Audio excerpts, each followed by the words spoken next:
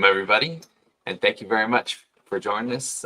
Thank you very much, Lino, for giving us some of your time. And we're certainly excited to have you walk us through and building things with code, right? And actually showing us all these things.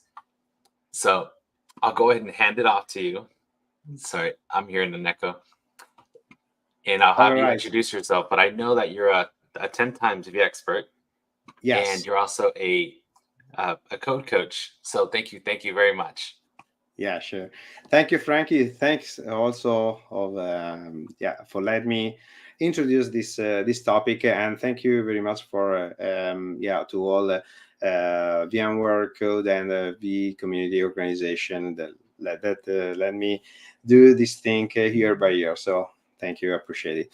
And also I want to thanks VMag to let me put myself and in the community and have a chance to share what I discover every day, and then also we are the community.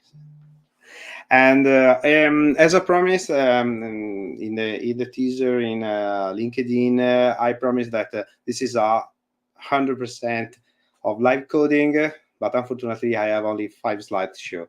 Anyway, just a brief introduction on myself. I'm a cloud architect focused on infrastructure administration at InfoCert. I'm also a blogger, VMAG leader. Also, I participate in a lot of community. And then I rebooted also the HashiCorp user group in Italy.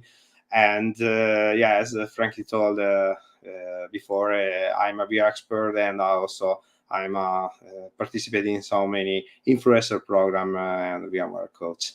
So it's my definitely my stuff.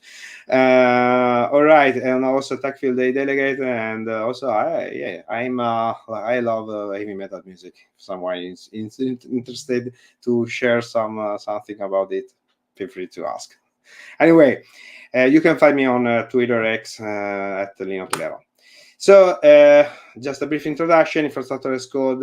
We heard this definition in a lot of in a lot of space, in all of community, in all of the discussion. But the benefits of using infrastructure as code is to save some monies, keeping backing your infrastructure, so speed up the deployment, and also try to modeling, and then use the same model in every environment, simply changing the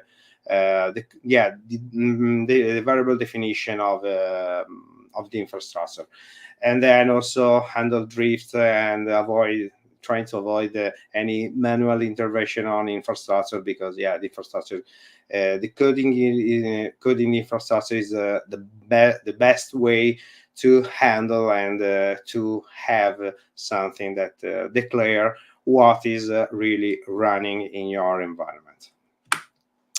But before diving, I want to highlight my 10 commandments of infrastructure as code, that you have only one source of truth. So try to avoid any manual things on your infrastructure, and respect also the continuous integration way, and never put password in your code. This is let me say evil. And also artifacts are immutable, so we will discuss not in some in other webinars about the artifacts are immutable, and also the infrastructure should be immutable. So this is one of the reasons why we are handling the infrastructure as code. And also with this reason, we are trying to avoid any unpredictable behaviors when it's time to deploy your infrastructure in several environments. So is respect the least privileges, even if here in this lab, my apologies, but I use the administrator infrastructure. But this is an example, so just don't do it in your production, obviously. And also, when you try to put this on automation, don't forget to that the red lights are your let me say, your savior, because if something goes wrong, if your infrastructure is not delivered and something goes wrong, the red light will save your, let me say, this. Anyway, respect their back, and also the infrastructure as a code. Yeah, it's not for developers. So this is one common mistake that we are giving the infrastructure as code to developers, but the infrastructure is code is not a code, it's not a routine. So it's something different. It's a language to describe your infrastructure, and the ownership of this code should be on platform engineer or infrastructure administration. And yeah, repeat from one and repeat again. And this is the last slide, I promised. And we can, man, before diving into the code. So after this presentation, I will give you some something about me, where you can find my blog on X, LinkedIn. So stay connected, and so if you have any suggestion, please do it. Anyway, all right, and we can start definitely coding our infrastructure. Before starting coding, I want to share my lab, and okay, this is my vCenter. As you can see, there is no SXI host connecting, no cluster, no infrastructure, because we are starting really literally from scratch. And here is my a picture of what we are doing today. We have my HashiCorp platform account. In this account, we have two kinds of secrets on Vagrant secrets, and also we have static variables on Terraform Cloud, which are sensitive variables. So as I told before, never put your password in your infrastructure as code. This is, let me say, mandatory. And I have also a portable lab. I will introduce this portable lab probably on VMware Explore Barcelona, unfortunately, because I can make on Vegas. But it's interesting stuff. How can you do with a portable lab? And I will use, so this streaming is made by this portable lab. So I'm in the portable lab right now. And we have our VMware workstation with a deploy VM, and also the VM is controlled by Vagrant. I can give you, the code, the Vagrant code of this VM is available on my GitHub, obviously. Then we have also OpenVPN connection with my vSphere lab. So vSphere lab is downstairs. It's not in my room because it's a little bit noisy, but so I want to preserve my hair during this presentation. And again, on the vSphere lab, we have a vCenter, a DNS firewall machine, and also a template that we can use for the virtual machine lifecycle.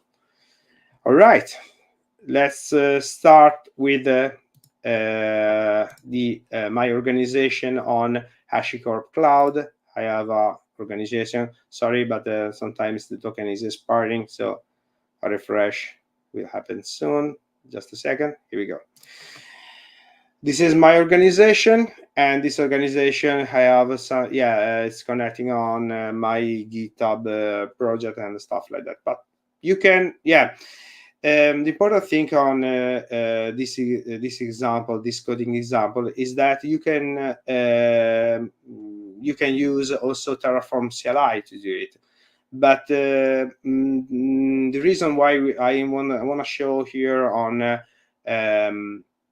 HashiCorp Cloud is that with this method you can you can implement it for a production way. So you can start with a lab, with a POCs using HashiCorp Cloud, and this is some industrial way to do it. You with the cloud, with Terraform Cloud, you can leverage the handling of state file, the access on the access control and stuff like that. So Terraform Cloud will take care it for you. and this is great. And you can start free. This is more important thing. Again, you can use, there is a connection between my organization. So I have so many projects here, as you can see, and the project, just again, all right, organization, all right, where is, okay, once again. Okay, so I have 2 active projects, as you can see, and here you can find my workspace. So workspace is the environment, or better, the space we are building our infrastructure. So workspace take care of many things. As you can see, there is also, because workspace is running on a cloud, I will use an agent. The agent, as you can see here in the picture, the agent is running on my deploy machine. So you can also install the agent directly on your vSphere lab, but depending on your design, you can choose where you can run it. And again, with this agent, the agent is bounded on the vSphere real lab, but yeah, on every workspace on my organization can use this agent. So if you plan to use another workspace, just simply you can keep this as our default settings. And here there are so many agents. Just a note on security. More important things, the agent is in idle, so he can accept any request, or with using polling method, it's simple, can be invoked, and then he's let me say a bridge between Terraform Cloud and the infrastructure. Okay, I think that is pretty enough. And also it's protected by an API token. So the token is a one-time token. You can install using the token. So this agent is only for my organization and for my infrastructure. Then you are able to segregate everything. Another thing I have to show is the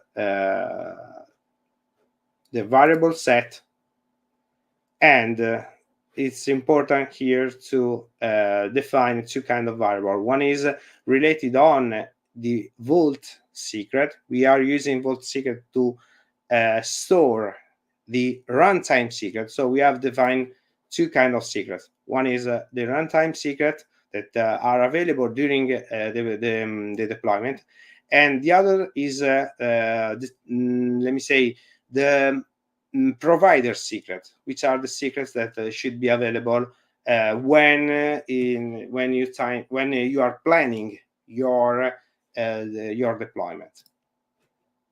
And here you can see we have our VC connection, which is VC host, VC pass, which is sensitive, obviously, and VC user. We can use 3.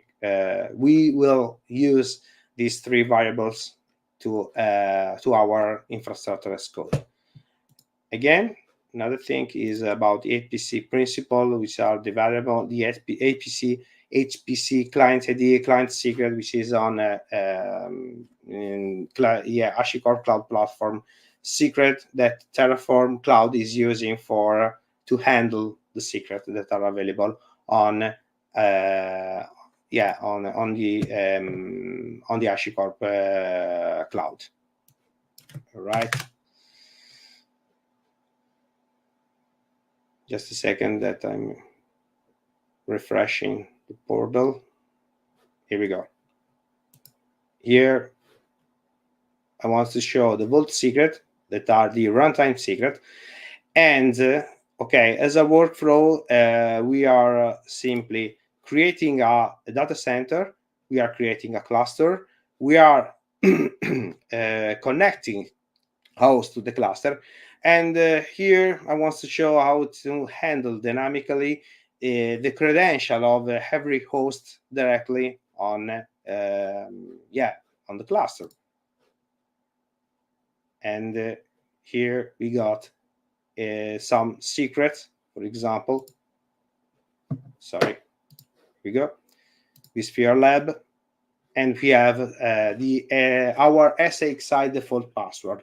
We can define up a default password, and we can use it for the time we need to bring the SXI host. In this way, we are avoiding any usage of a password inside the code.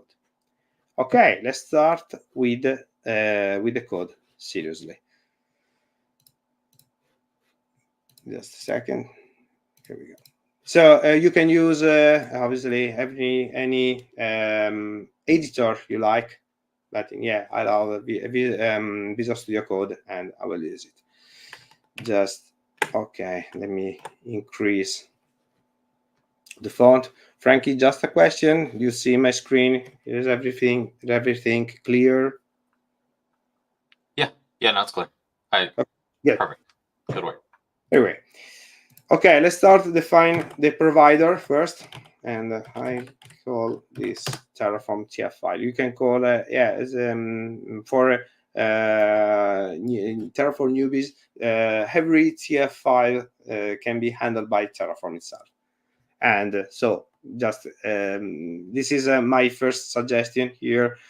Try to separate in multiple files what you are doing. This is for to well maintain your code. All right, and another thing we must define is our variable file, which handle. Here we go. My variable file that should handle the client ID, client secret for HPC, but also the connection to our vCenter, which is VC host, user, and password. And here we can define this one for because we are timing tight. I have also prepared this lab. My apologies, but yeah, you can find HPC secret defined as a string. You have also a client secret defined as a string. VC host, VC user. We can define also a default. As I mentioned before, don't do this in production, obviously. And we have also a vCenter password. And here we go. Then, or as a first step, we have to define also our Terraform instance for a cloud connection. So Terraform Cloud needs parameters like organization name, which is my organization name, Lino 1. Then we have also the workspace definition. We can call this workspace as a sphere at code, right? And another thing, because we are using other providers like HashiCorp Vault, we have to define on the cloud, after the cloud definition, the required providers, and the required providers we have to define the HCP token connection using source HashiCorp HCP and version.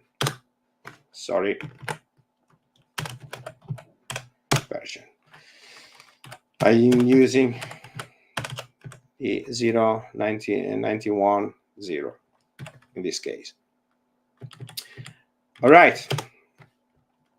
Now it's time to define, as I mentioned before, the HCP credential. And I will pass this credential using the client ID, using the variable definition, like HCP client ID, and client as a client secret, I use HCP client secret.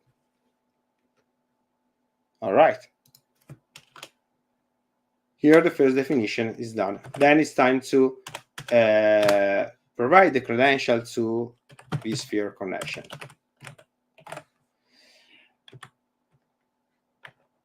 You define user. Again, we are using variables, and here it is important to define the vCenter host. Sorry, the vCenter host. vCenter user. My apologies. Password, where we see pass, and also vSphere server variables. Here is correct usage of VC host. And yeah, because I'm doing this on my lab, I can skip the unverified SSL. This is the warning SSL connection when Terraform is trying to connect to my vCenter. Then we can define also an API timeout and define as of 10 minutes of, sorry, 10 seconds of timeout before declaring that this is not available. All right, I think that yeah, it's pretty done. And before diving into the cluster, so we can start with yeah, the first Terraform applied. As you can see, I have Terraform and variables defined, and I can do my first Terraform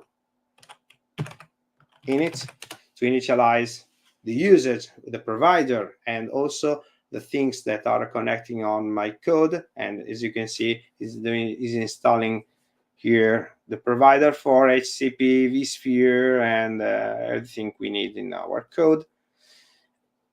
Then it's time. Okay.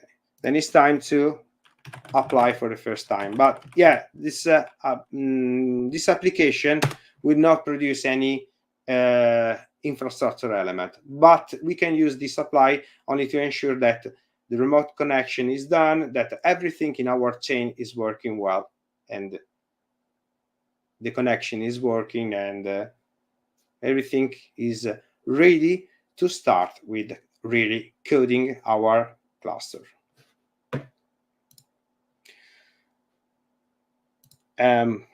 Okay, as you can see, no changes, and also, yeah, because we are using, this is a great feature, of course, because we are using Terraform Cloud, we have also a cost estimation. All right, now it's time to create our data center. And yeah, I use a new file for this definition. So this is the data center definition. Well, the resource definition, and you can find every element that I'm using, every main definition, and the whole documentation in the official Terraform provide. I will search in a minute, and I will give you the URL where you can find the official documentation on how to implement Terraform. Again, so it's time to define our first resource, and we are using vSphere data center resource type, and we are calling this as lab data center. Okay, then before define it, or better, are coding this definition, it's let me say it's the better way is to define these variables, this definition as a variables, as we can see with this definition. And because we are working with a lot of variables, I highly suggest to do another file, which is, and I call this file as variable vSphere.tf. Here we are defining our vSphere data center name, for example, how we can call VC cluster, and the definition of VC SXI host, and whatever. So it's time to define VC data center, which is type string. And yeah, we can remap or redefine this in our workspace using, as we seen before, the definition on the workspace itself, or we can define it as a default here using this syntax. Yeah. Then it's better way to define VC cluster. We are anticipating what we will do to or more step after the data center definition. Here we go. Default. Okay, VC cluster 1, for example. Yeah, let me say something hilarious, but I don't picture in my mind anything different. All right. Let's save this file, and here we have we simply can define the mandatory definition, which is our name of our data center. All right. So in the data center definition, the next step would be the cluster, right? And the cluster definition is a resource and needs more parameter, of course. And yeah, let's see what we need, because this is the next step. And one thing for people that are newbie on infrastructure as code, especially on the declarative way where Terraform is doing stuff, it's not important the order of the resource definition. Terraform will handle this definition with its own order, depending on there are creating some dependencies between resources, or depending on the ways that we are implementing it. So Terraform is doing our stuff, or we can force the hand defining when when it's time to deliver our resources, depending on another resource. And we will see an example just in a couple of minutes. All right. We are using the vCenter, the vSphere compute cluster resource name, cluster 1. Okay, not so fashion name, but all right. So we have already defined our variable for the cluster name, but we need a data center ID. How can we grab, or can we get data center ID? There is another, another syntax in Terraform, which is the use of data. Data is, after the creation, we can use this element, this syntax, to get data from live infrastructure. So the thing is that we are starting defining vSphere data center. Then using data, we can grab the data center ID. And this is what we are doing right now. So vSphere compute cluster data. Sorry, vSphere, not compute cluster. The data vSphere data center. This is the demonstration that this is a real live code. Mistakes are included. Those are the best. That's how you know you're doing it right? I love it. Yeah. All right. And okay, when data will be available? So keep in mind that every resource deployment is an asynchronous process. So this is the behavior or the usage of the vSphere API. So we are trigger the data center creation, right? Then there is an asynchronous process, and then we are getting the data center ID when the resource is created, right?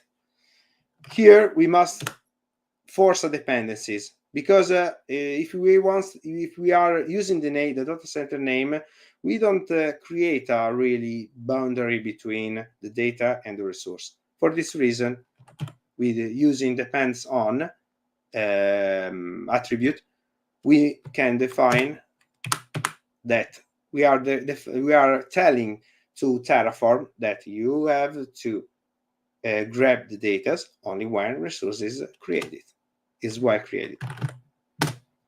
And here we are using name to get our ID. It seems a little bit tricky for the first time, but yeah, it makes sense using it day by day. So here we go. Just implement the data syntax here.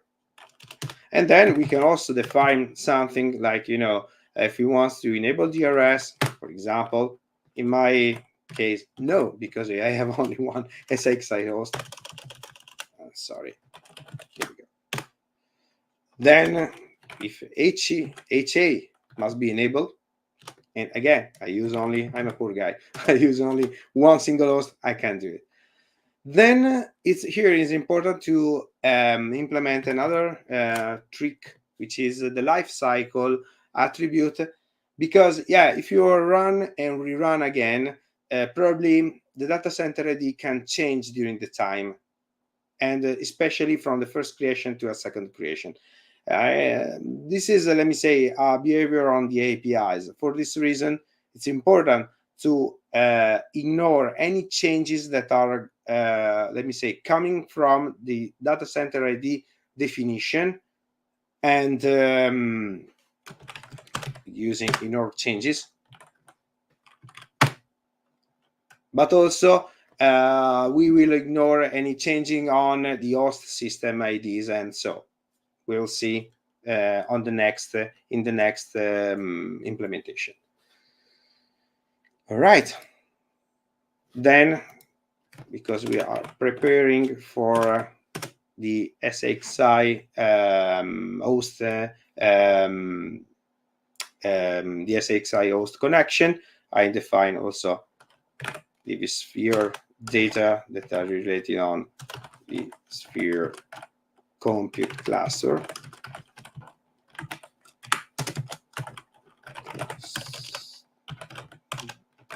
One. Here we go. Again, depends on, as we've seen before, on the definition of the cluster one, the name, which is where we see cluster, and also we have to define the data center ID, which come from the data center data syntax here. All right. Our last step should be the vSphere host, but if you agree, frankly, we can see if my code has no mistakes so far. Yeah. Okay, so we have a simple data center definition. We shouldn't see any host connected. So as you can see here, my vCenter is empty, so there is no data center created. And let's try. Let's do a Terraform apply. Okay, actually, the right steps are Terraform plan. You can see the changes, and Terraform apply. But using Terraform apply, we have a preview of the changes that are that Terraform will do on our infrastructure. And let's wait for the plan to start. Behind the scene, what is happening?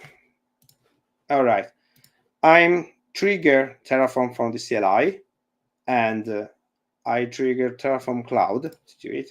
Terraform Cloud has the instruction to use Terraform agent, and Terraform agent will connect to the vCenter, because Terraform Cloud will pass the credential and also the host connection to vCenter. here by the use of OpenVPN, everything here can access to our vSphere lab. So Okay. question, Lino. Yeah. How many is this There's an error. Okay, beautiful. sorry. I love Yeah. errors. How many does using Terraform, does this require a lot of resources? You said you have like one ESXi host. Yes. So are you running? So this you're actually running on your local desktop or something, right? You're not. No, not exactly. My desktop here is running on a separate lab, which is my portable lab here, and the only a single SXI host is running the vCenter, the template, and also. So let me check. This is let me say the right question to do, because we won't see what is happening behind the scene. Here we go. As you can see, we have 4 virtual machines. One is switched down. So these virtual machines are, let me say, I refuse. Something that is related on my previous test. Then we have our firewall, vCenter server. This is running on the same machine, and we have also a template Ubuntu, in this case, to run a virtual machine. Okay, let's see why. Data vCenter is an object with 2 attributes. What's the error here? On this one. ID. Apply again. So, Frankie, are there any other question? So I'm looking at that, right, where you defined. No, I don't have questions on here. Can you go back over to the code? Yeah. Please. Here we go. Perfect. Yeah, right there. Like, so you have your the data, right, where you said, okay, how do we find out what the data center ID is? And then you started creating that snippet there, and so then you called it. So so data center ID. Yeah, you can't see my mouse, but no, right underneath it where it's so it says resource. Sorry, because I was checking the error also because I have another error. Oh man. Because I forgot to specify it here. Sorry. So how do you know? Oh, okay, yeah. So how do you know to add the ID at the end? Yes. Yeah, because I'm trying to figure out. Okay, so you have I see how you have data.vsphere. And that connects over, right? It's just it makes sense in my head. Yeah, right Yes. there. But there's no ID. Yes. How do I know? Where you can find okay. So every time you are grabbing data from your infrastructure, there are multiple data that you can provide as a, let me say, as a dynamic strings on, for example, on data center ID, as you can see. So just let me share. You can share, for example, the ID or the name. All right, because this definition comes from this definition. This element. Okay. Is it clear? Yes. Yeah. Okay. It is clear to me. Here, let me pop another question in here that we just got from Yatin. Okay. Let me first let me show how is the modification that Terraform is showing here. So this is not a dry run, but is the preview of the creation or the modification of against our infrastructure. As you can see, there are also the definition of the data, because every element here are defined as a infrastructure as code element, and every update on this element could be affected also the other elements that are connected to. For example, as we are defined here in a vSphere compute cluster, the definition of data center ID should not be changed because it's depending on the data definition, but also it depends on the creation of the resource definition. This is an asynchronous process. We are triggering here, getting here, and then putting here. All right. Okay, so let's apply. Yes. And we'll see our creation running on our vSphere lab. So just to note that there are some delays between the command execution. This is due to the agent, of course. But the agent way is important for the security concern on your infrastructure. So if the security team never will expose your vCenter in as a publicly on internet, right? And here there are as you can see, the data center is created and also the cluster is created. What is happening on my workspace? So as you can see here, they are still applying the last definition on the cluster, of course, and it's correctly applied. We will see here in my Terraform Cloud account, and here we got also the resources that are created. As you can see, there is a cluster, which are the data and also the resource.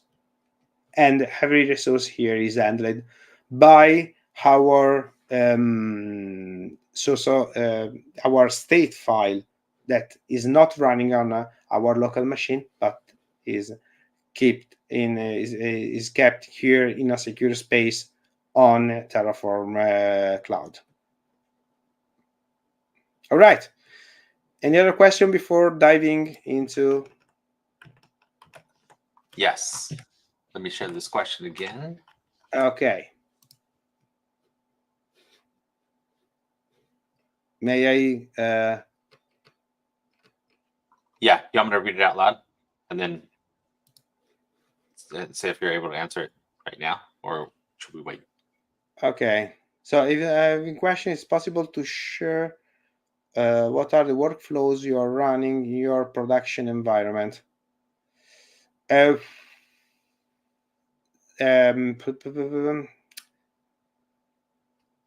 you want to see how can I implement it on my pipeline, or how to organize any pipeline? So this could be, let me say, there is a long discussion on it. So because there are a lot of implementation, but surely in the future we will see something on my blog for sure, because this is a long discussion on how can keep safely, how can define the roles for acting on this stuff. So it's let me say, this implementation is not only a code, is something between the technology that we are using, but also the organization.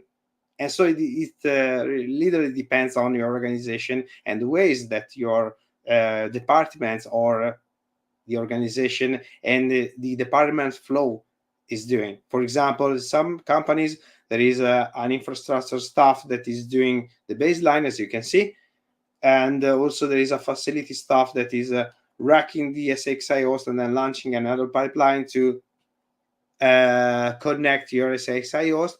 And then using a service catalog, you can trigger VM creation or VM lifecycle for the application, the application department, for example, because sometimes the virtual machine should be are one of the fundamental piece for the application. And today, with the coming of the cloud native application, also the VM definition is on the platform team, because the platform team used the VM, for example, for a Kubernetes cluster, and you can see a lot of implementation. But I have a literally huge amount of cases that I can show. All right, going ahead with okay. With the SXI host connection, Okay, let's define another resource. All right, I can still use data center definition, resource name, vSphere host. All right. Okay, we are using two tricks. One is the vault password into this definition, and we are also using another ways to define how many vSphere hosts. So vSphere host is not a definition of a single host, but every host defined here should be handled with the same process. So Terraform can handle a kind of list of hosts directly in a single resource. We'll see. SX hosts plural. All right, let's back on a variable definition. We define another variable called VC SXI ESXI hosts. Here we go.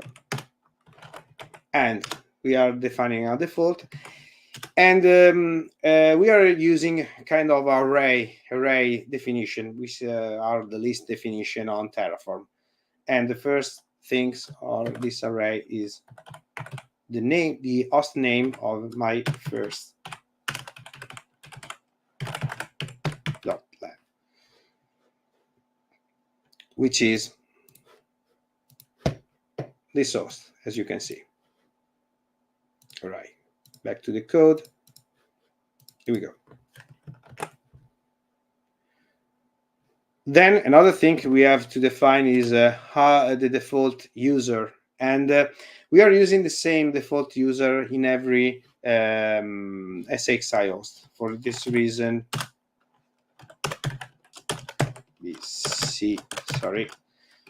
SXI user. This is a default user type. String default is root. Here we go. All right. Then before diving into network, we are simply connecting this host, but it's not finished, unfortunately, because we have a lot of definition in a single host. And just a second, here we go. All right. So using the count function on Terraform, we are defining using the length of TCSX. Sorry.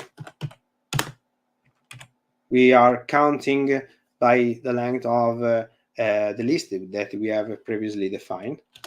And we are using as the host name the variable of the SXI host related on the index that is showing with the counter. So this is a kind of, let me say, things that, it's a little bit different because in a common programming language, we are using a routine that is doing using an increasing an index and stuff like that. So infrastructure code, as I told before, is not a code of your infrastructure, but is a code, yes, a definition of your infrastructure. For this reason, there are different rules, and this is the one that I'm showing. Then the username is the same for every SXI host because we have defined only default username. Here we go. And let's dive into the password. For the password, we have to get the data from HTTP Vault secret, because as I mentioned, it's important to define this as a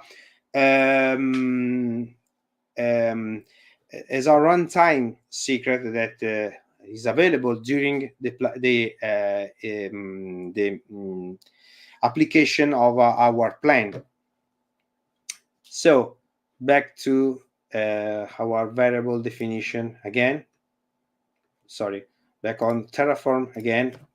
Here is the right place to define how can we get the data related on HCP Vault secret.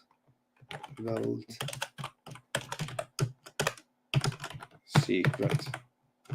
secret. Here we go. And here we got a simple SXI default password.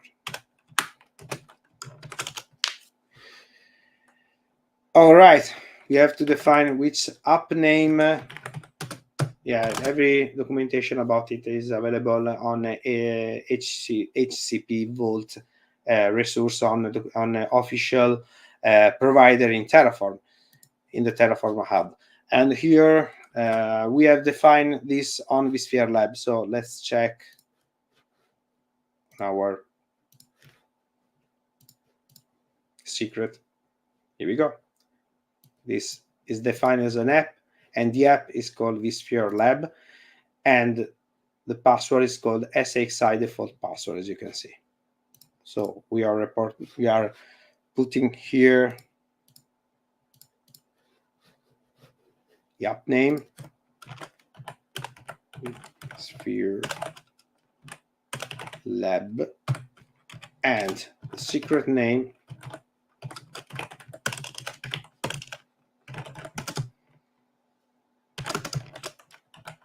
SXI default password. Here we go. So this is the data definition, and we are using this data definition directly into definition. The password, the password attribute of the resource. Here we go. Data HCP. Why are not providing me? Okay, the secret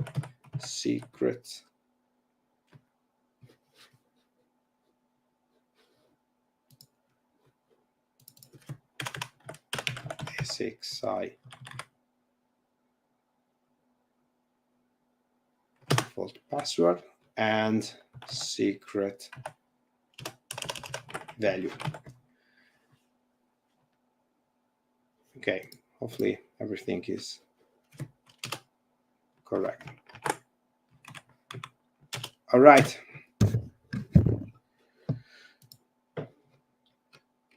Seems correct. SXI default password. Okay, here we go. The secret name is correct, and it's related on the app name vSphere Lab. Okay, and another thing we have to define is the thumbprint that is coming directly on the vSphere host itself. So here is important to define how to get this thumbprint.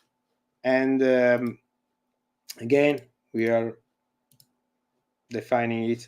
So I suggest to define this data before and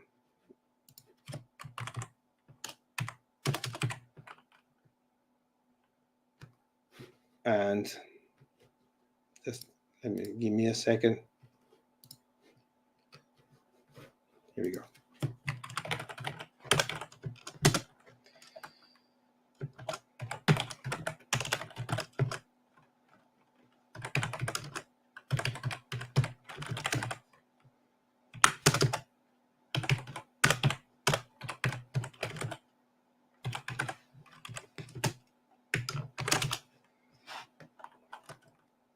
All right, let's repeat. We're using the counting because the thumbprint depends directly on the SXI host we are using, and this depends on the address.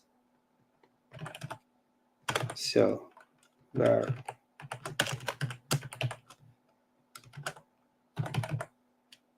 the address here using count index. Here we go. And we are getting this used in a secure way, of course, because this is a lab. So I know that this is a security issue, but for the lab purpose, we can overcome. All right, after this definition, we can simply get this data inside inside of this attribute data dot print count index, because it's related. The thumbprint here is getting for the whole SXI host definition, so it will return an array, this data, and we have to, let me say, fix the index here before grabbing the final thumbprint for the SXI host. Here we go. ID. All right. Then we can define also license, as you can see. But here it's important to define where to put this host in the cluster. And we are still using the identification, the data that we have defined before. All right. Let's conclude with the life cycle issue here, because just ignore any changes that are coming from the cluster definition, but also the thumbprint. So with the cluster, ignore changes, and thumbprint, ignore changes. I think that it's pretty enough. And let's prepare also for the data, but let's first, because I think that we are running out of time. Is it correct, frankly? I have another hour and a half. I know we scheduled this for an hour, but I have an hour and a half. So if you're not busy, oh man, yeah, man. Hey, it's a great news, because Yeah, there are a lot of things to discuss, a lot of things to say.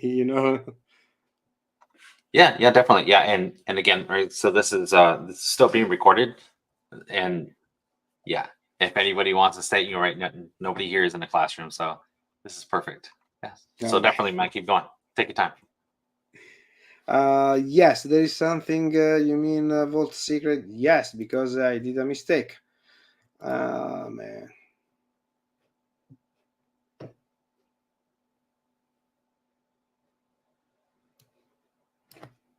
What's wrong? Yes, a typo. It happens. This is because this is a live coding. No joke. No recording. I don't know if I can do the same on during VMware Explore. Probably not, because I don't have a lab, my lab with me. But we can. Yeah, it's an idea. All right. There is another thing. Operation failed due to has not been declared in the root module. Why do you say that? Yeah. I don't know why. So let's check again. Variable itself. So pass is correct. Everything is correct. The provider is correct. It is not getting. So seeing something that is so strange. Yeah, because we changed it. Yeah, this is let me say, an error, because we did an error. Here we go. All right, Frankie, if there are any other questions.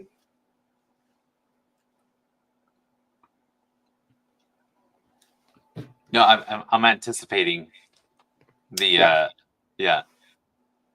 No, and well, I have a question for afterwards. Right, yeah, I know we're deploying infrastructure here. But since you typed lifecycle management up top, yeah, I wanted just to see, yeah, it can with with Terraform, are we able to go and pull updates and say, okay, here, go ahead and update right to the latest version, and can it go how you went and found the ID of the cluster? Can you use Terraform to go find updates for your ESXi hosts? Can you do lifecycle management with this, or Yes. is that outside? Oh, okay, cool. Oh yeah. Keep in mind that every change in here, if we are running again, the same infrastructure is called no. If there are no modification, nothing will happen on our infrastructure. So for this reason, it's important to well organize the infrastructure as code itself, and also define how to handle the life cycle of every element here. And if change happens, here is important to well address these changes. And it depends on the underlying infrastructure from a side, and from another side, it depends on the ways we are organizing it. For example, so let me, in the meantime, the application is running. So just to know that, here we go, that we have touched our SXI host in the cluster. So let's take our whiteboard here, and we have here our cluster definition, infrastructure as code. That is its own life cycle, right? And if someone wants to, for example, add an SXI host as a common task, or let me say, put in maintenance mode some host, or whatever on your cluster, this could be handled by the same definition. So if I run again the code, for example, here we go, and we didn't have make any change. For example, we didn't change the cluster, and this change is not reporting as and Terraform is simply doing the steps that are necessary to align what we have in the infrastructure as code with your real infrastructure. This is the main job of Terraform itself. And for this reason, it's important to keep track on your resources and avoid any, let me say, how can I say, any heavy modification on your infrastructure. This is, for example, I have a single SXI host.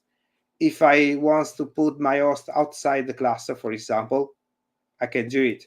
Simply, I put a comment on, I comment in these lines, and the Terraform will prompt me to for a deletion of this resource, and deletion in talking with the vSphere language. It means put the host in maintenance mode and try to evacuate or migrate the running VM on the other host, and put the host outside our data center. This is the safest way we are handling the life cycle of our infrastructure, right? Then let me say, you scared me when you said delete. Yeah. Oh man. Yeah. But in my case, for example, I don't have enough resources to do this, so I can try it. If we want, we can try, but the infrastructure as code will hang me for let me say, a command, an action that I have to do on my infrastructure, which is, may I put this on maintenance mode? Yes. Then infrastructure as code is continuing the execution. This is what will happen in the real life. Then if we have an automatic prompting for an automatic yes, you can do it. But if you don't have enough resources to guarantee the continuation of our upload. Oh man, this is not. Yeah, this is an example. So we didn't change the host IDs. Sorry, this is what I told you, that if you don't fix the ignore changes, it happens that the host system may change the IDs, and so this is what is happening. It's the modification means that you have to do something on your infrastructure, and as you can see here in the live infrastructure, so is entering the maintenance mode, but is waiting for all VM to be powered off or suspended. So we are causing a damage, right? So for this reason, we are interrupting the execution right now. All right. Excellent. We cancel the operation. All right. And then we are define, for example, the host. Man. So I get that you can put it into maintenance mode, but after you put it into maintenance mode, can you tell it like, okay, as soon as this goes into maintenance mode, then apply these patches, or can you do that with Terraform, or do you have to use like vSphere Lifecycle Manager or something like that over there? I think that you can do in the both way. So you can handle the maintenance mode using Terraform, for example, if you want to update your host or stuff like that. And then in a single SXI host, because the provider definition can also act in a single SXI host. This depends on the provider or on your custom integration, if you can do. So Terraform is doing well some basic stuff. Then if you want to implement something more, it depends first on your lifecycle steps. Depends on the ways. Also the pipeline engine that you want to use. For example, if you want to implement Terraform in Tecton pipelines, for example, you can do it. If you want to use Terraform as is, you can do it. There are also some tasks you can do after and before running this workflow. But it literally depends on the ways you are doing. So the best way, in my opinion, is to use the tool that VMware, that vSphere is providing you. For example, if you are updating your host using Update Manager, for example, you can do it.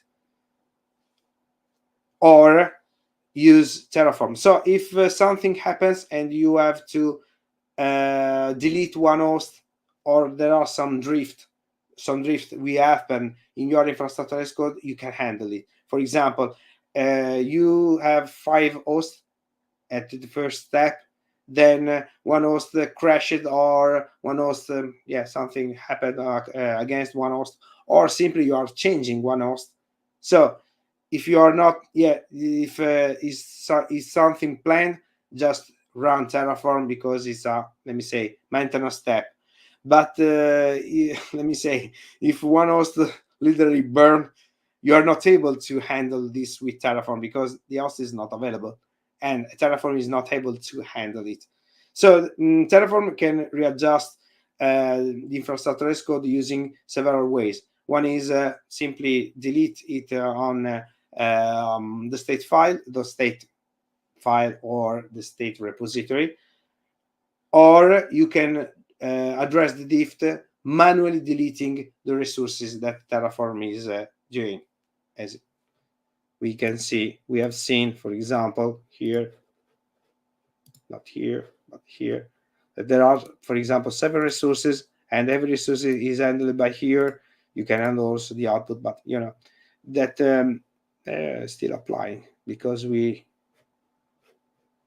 for some Yeah, you canceled it over on that side. Yes. Okay. And there is another security stuff here for locking and unlocking. For example, if you are running infrastructure as code and someone is doing the same task against the same code, so locking, preventing any let me say, double re-execution, because it's a kind of traffic lighter. So one is doing stuff you are not able to doing right now, you are waiting, or simply handling the order where someone is launching the code and someone is still waiting. And another question. So I see here in you can run things from here as well. Yeah. So yeah, because there's a new run up top. So everything that you're doing over it, how does that button work? Or you know what? Yeah, we don't have to dive into it. I'm just this is me like looking at everything and just I'm gonna keep poking holes. I love this. Yeah, just because you're here. So keep in mind that everything is running on CLI, should be reported here. There is another way to handle the infrastructure as code using Terraform Cloud, which is using by Git repo. So you can trigger directly from the Git repo on. I don't know if I have an example on it. Probably here we go. For example, this is this workspace has a is bounded with my GitHub repo. Exactly, here we go. And after it reacts as is triggered by the GitHub directly when I approve and I apply the modification against the Git itself. So there are several ways to do it. And here you have a comprehensive way to, in a single pane of glass, of things that is running in your organization, which is best. It's great for example, for an organization that is handling several departments and several implementation on several infrastructure, and you can use also in a multi-cloud environment, for example. So if you plan to deliver some virtual machine on premises and some stuff on AWS, you can do it with the same code, even if the resources are different, of course. But you can use using the same code, you can handle multi-cloud environment, or you can do something like deliver your infrastructure, deliver your Kubernetes cluster, and deliver your application using the same code. Even it's not a best practice, but yeah, potentially you can do a lot of stuff depending on the ways you're implementing it. So here you go. Then Terraform apply again. And it should report that there are no modifications finally, because we are ignoring the changes. All right. Let's deliver our first virtual machine. We can do. Oh man, before doing this, we have to define our distributed virtual switch. Are we still in time to do it, or we are completely run out of time, depending on your ahead. time, Yeah, Frankie? I definitely have the time. I definitely have time because I have a couple more questions, right? Yeah. So yeah, if you have time, please continue. All right. As you can see here, no changes happened. So the code is good. And also there are no drift between the code and the infrastructure.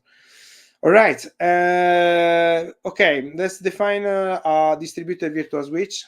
I prefer, we can still use the data center definition because it's an object that is defined at data center, in the data center space. And we are using the resource vSphere distributed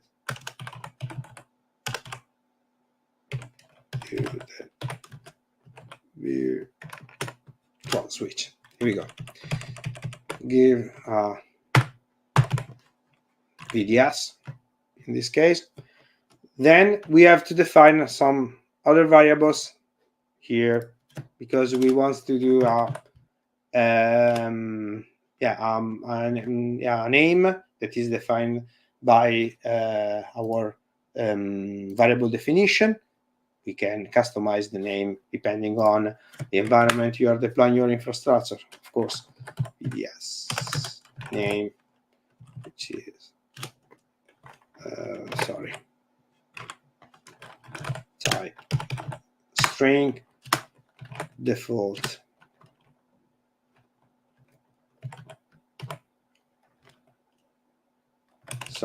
DV. It's it's what is correct? Distributed virtual switch. Yeah. All right, distributed virtual switch or virtual distributed switch. Yeah. Virtual distributed switch. Yeah. Okay, VDS01. Right. Okay.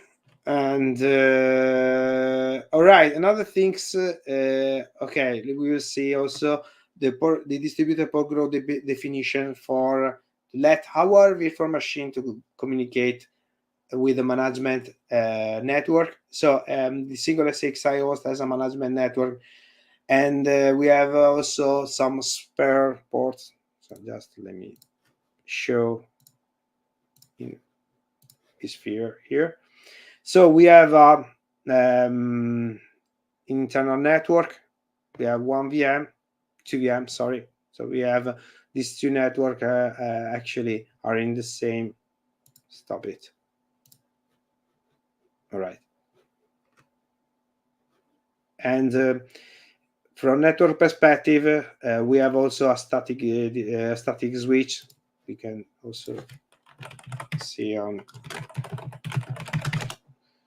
Here we go on SXI host directly. So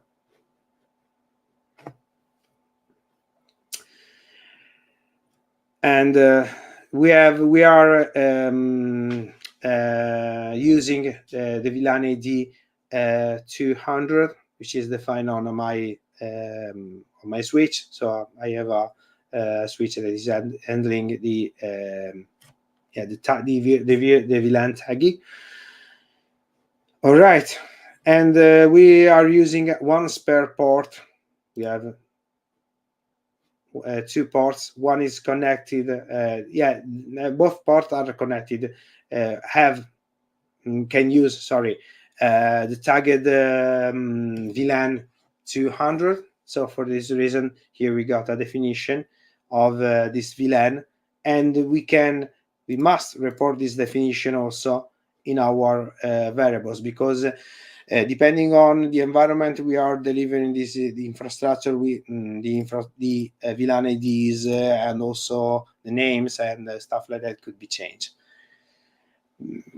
All right, let me define here.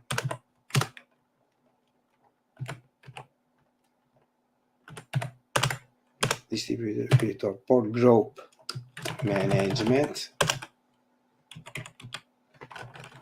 Type string default. Okay, we can use the same, definitely. And yes. So up top, so you have right the variable, your the one that you just created. Then above VDS name VC, the ESXi user. Above the one right above user for the host. Yes. So the host one doesn't have a type. You only have the default. Yes. Okay. Yes, but you can define this variable using, for example. Oh man, let me show you. Yes. No, for the ESXi hosts. Yes, but you can redefine all the variable directly on the workspace here, because the variable is something that is not complete. That is not that can be separated from the infrastructure as code definition. This is the main thing, and you can define the variables here in the variable set, for example, and you can find also the sensitive variables in the same workspace. So at the moment there are no variables, but we can, for example, define here a new variable for which is, let me say, the for example, we can redefine the VDS name here, this variable. Here we go, and call it VS code, for example. We are adding this variable, and this variable is available only on this workspace. Then globally, we have a DVC connection and also the HCP service portal. So here you have a picture of the variables that are involved in this workspace. Okay. But yeah, here is an example. I simply use the default, and you can do the same. For example, for the root user or the SXI host, you should redefine it on the variables on the variable space directly, or define as a let me say another file which is a TFVARs, and TFVARs will be shared by the workspace, for example. But yeah, there are several ways to handle this variable, and variables are the definition of this template in your environment. So I can share the whole code I wrote here on my GitHub repo, and you can use it in your environment according with this definition. So you have to simple define wherever. So for example, if you don't want to call data center DC1, you can use my DC, my super DC, or stuff like that. And also the same for the cluster, the same for the SA. Here is important, the cluster definition. And in some cases, there are some integration that is using Terraform Cloud APIs, which is outside the Terraform itself. You can define this dynamically from, for example, a DB that is collecting, for a CMDB, for example, that is collecting the things you want. But yeah, I told you, there are literally huge amount of example of this implementation, so it's hard and difficult to find the right implementation for your case. But this is an example, and you can use it. All right, back to the code. If there are no more questions.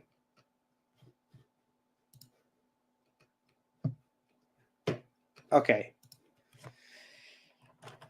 Here we have the definition of the VLAN, and yes, we define our default VLAN 200.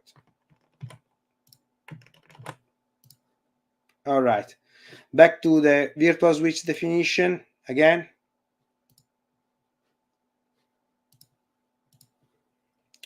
Okay, here define the name of the virtual switch, which is var VDS name, as we define on variables.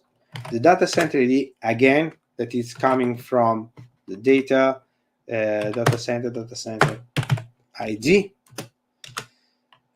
And okay, here is important to define the uplinks, which is an array. It is for the uplinks that we are using on this distributed switch. So in my case, it's, let me say, a simple definition, because it's a uplink. I have only one uplink available for this distributed switch. It's simple, but then you can define also the active uplink. In my case, I'm a poor guy and I have only one uplinks, and also define standby links if you have it.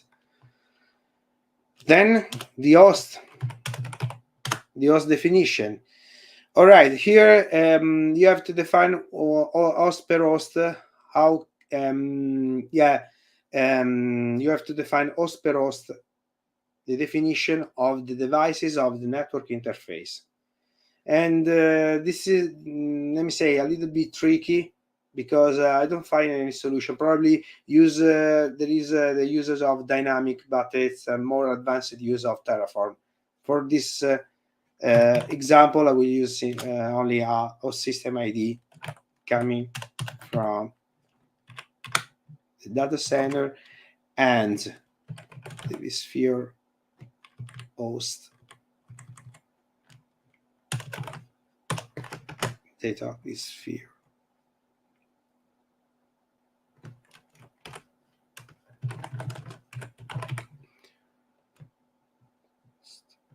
And probably here we are missing something, because we need this parameter that is coming from the host that is connected on the cluster, as we see.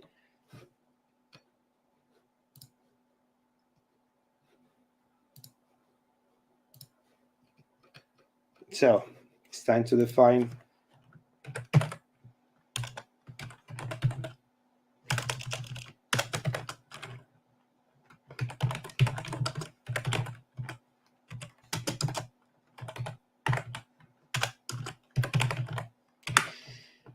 this host. Here we go. And here we are using the count syntax, because there are multiple hosts that we can consider that is coming from the VCI SXIO's VCSXIO's definition. And this depends on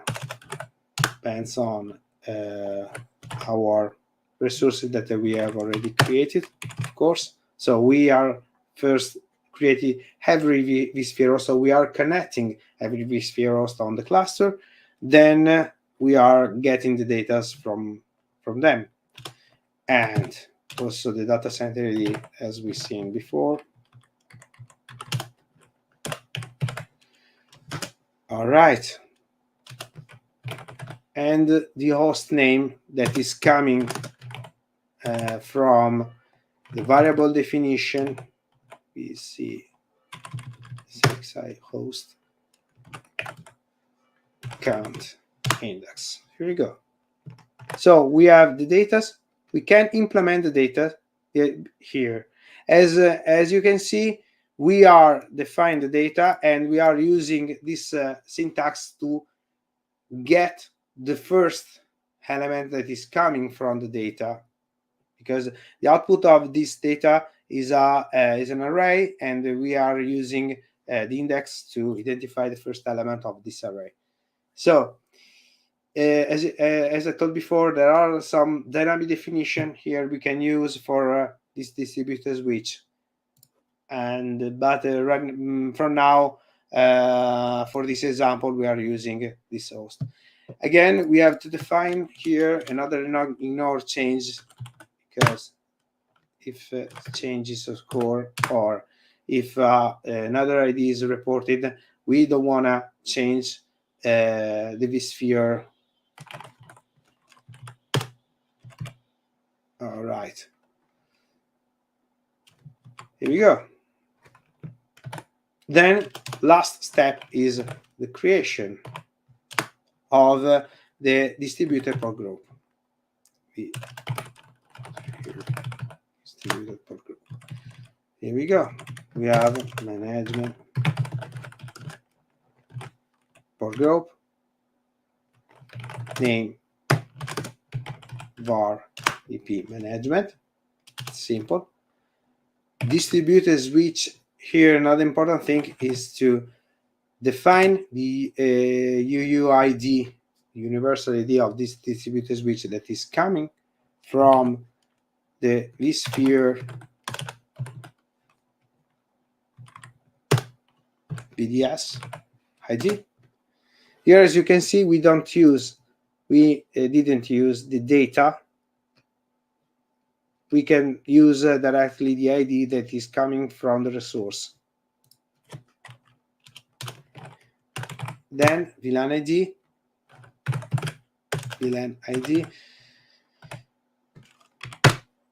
Here we go. I think that is pretty done. I don't know if we have defined correctly, because I see an error.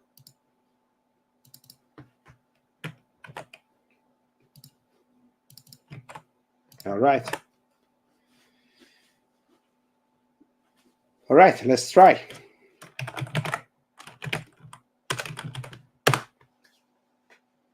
In the meantime, Frankie, are there any other questions?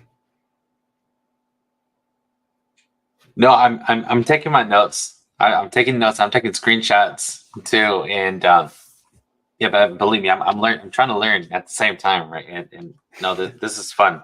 I'm trying to make sense, and I like how you're talking through it. And I'm sure there's documentation that to be able to define everything that you see here. Yeah, I'm sure that Terraform isn't something new. So, but it's just it may be new to some people, but yeah. So if we have a time during, because I can join. I can,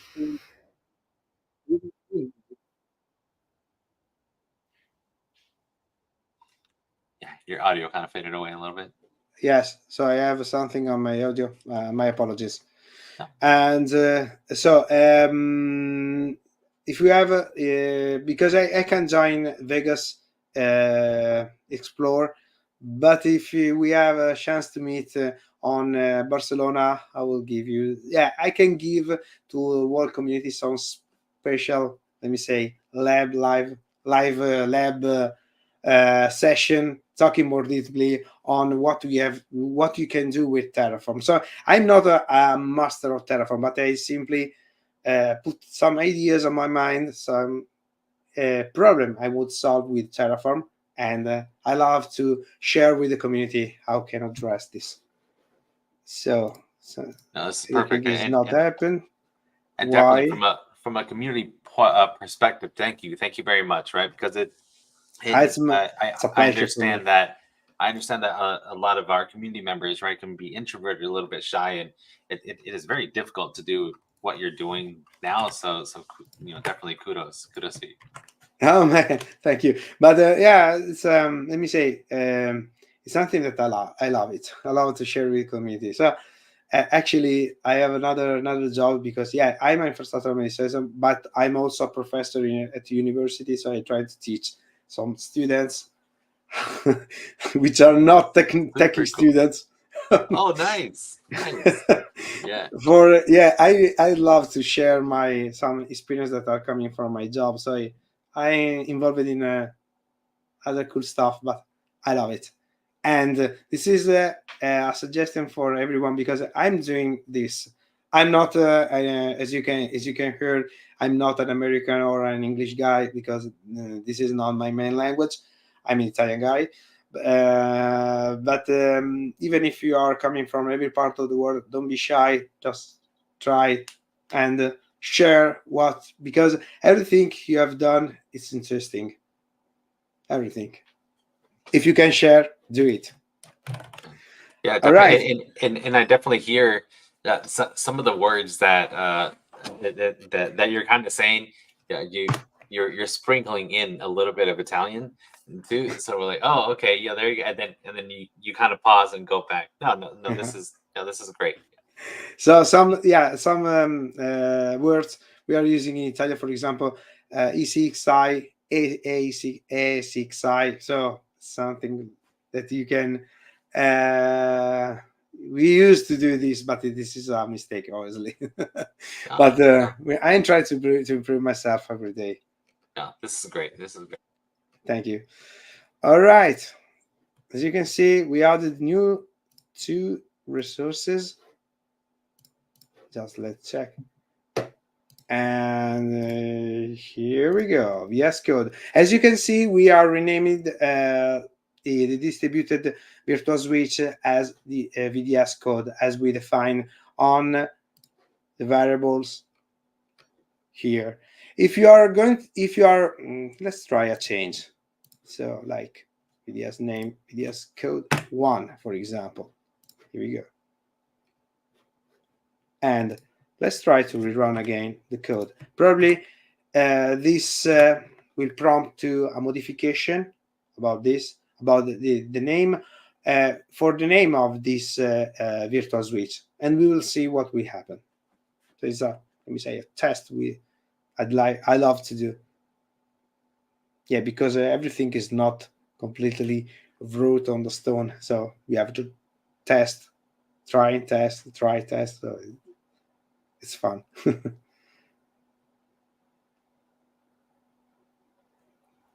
All right. And like when you're sitting live, right? And even if it's a recording, whenever somebody is doing, yeah, right, yeah, it's a live, and you're rooting for them too. And then like I love sports, so when something goes wrong, right, then all of a sudden you flip, right, and you flip and you say no, now you're rooting for the underdog.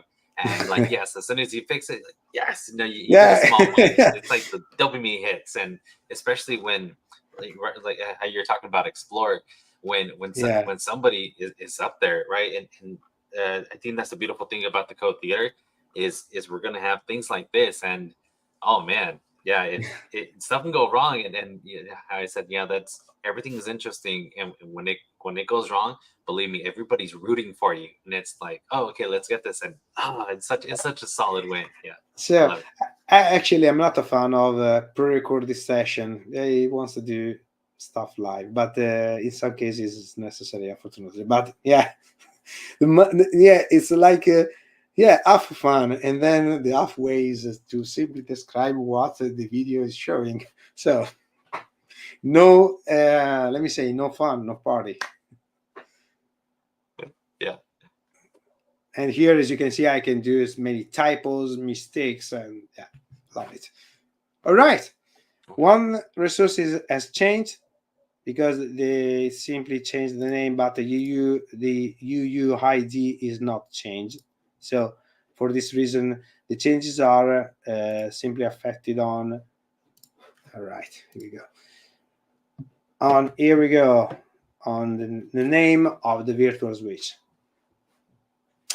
All right, before the ending, let's see a virtual machine delivered, which is the last mile on our journey. Okay, virtual machine definition. For a virtual machine definition, we need some other data that are coming from our infrastructure. So we need, for example, the data store name where we put the virtual disk. We need the virtual machine template name. We need also, the distributed port group where we should put where we are connecting our virtual machine with our infrastructure. So now it's time to create another file.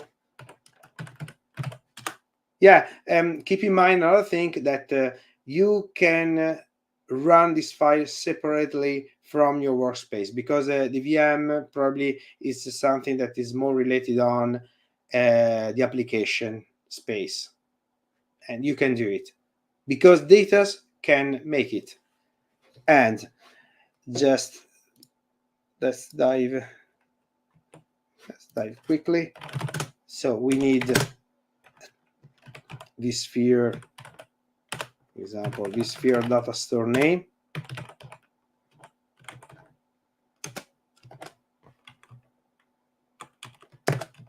Sorry.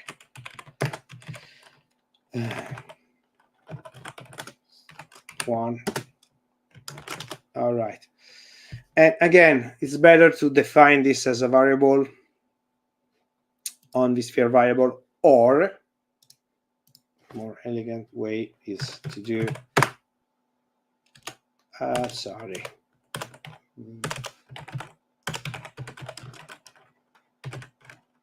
TF file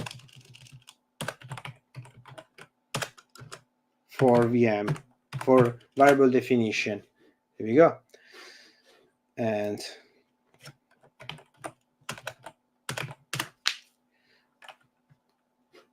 all right.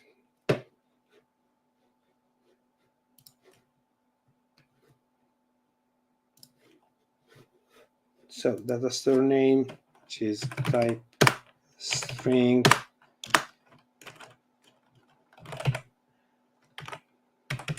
default. All right, I call my data store as a data store store 1, and you can also add a description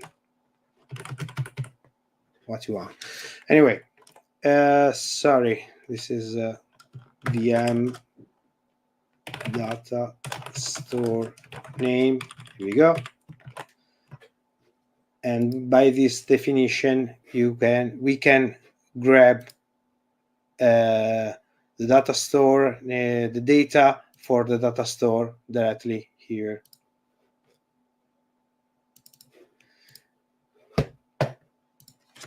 Using name.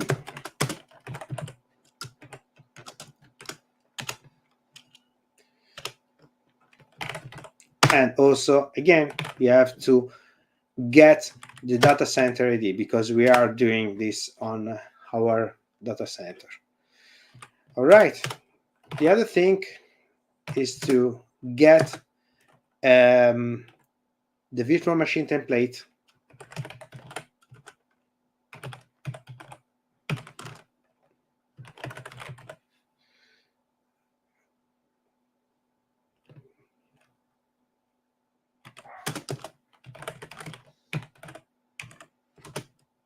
That I have already uploaded on this infrastructure, as you can see here.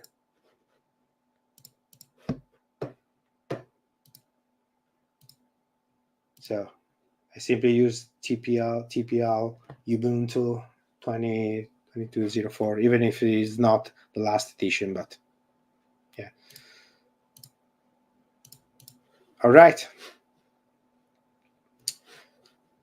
And as we can see, it's important to define it as a VM variable.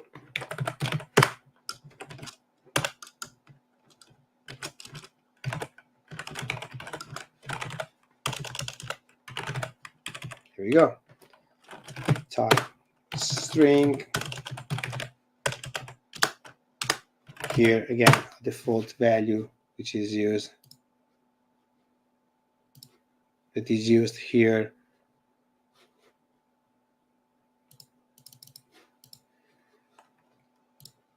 It is called TPL.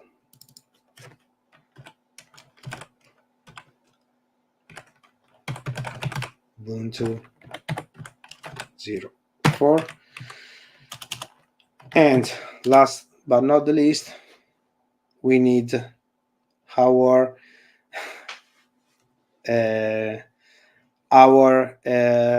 name of our VM, right? VM name. String default VM1. All right. So from this definition, the template name is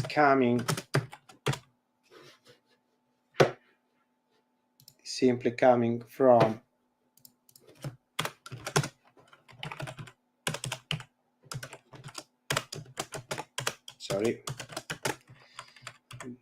template name, again, data center,